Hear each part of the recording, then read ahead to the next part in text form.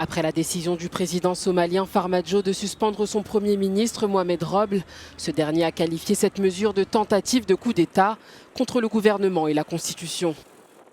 Il a demandé aux forces armées de suivre ses ordres et selon la présidence, le chef de l'État aurait décidé de suspendre le Premier ministre et de mettre fin à ses pouvoirs car il est lié à la corruption.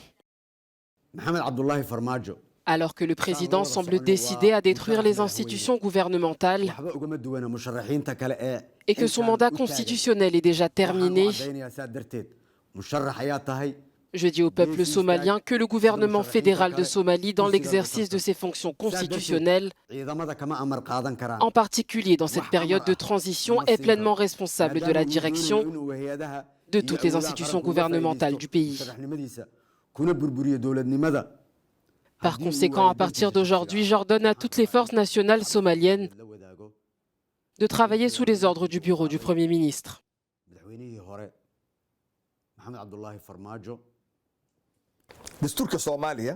Dans le projet de constitution de la Somalie, la Chambre du peuple peut voter une motion de défiance contre le Premier ministre, alors que le président peut seulement le nommer mais ne peut pas le renvoyer.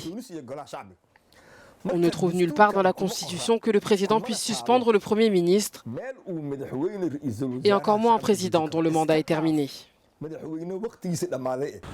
Malgré une présence militaire renforcée autour de son bureau, le Premier ministre a pu pénétrer dans les locaux, un jour après que le président a appelé à la création d'un nouveau comité pour corriger les manquements.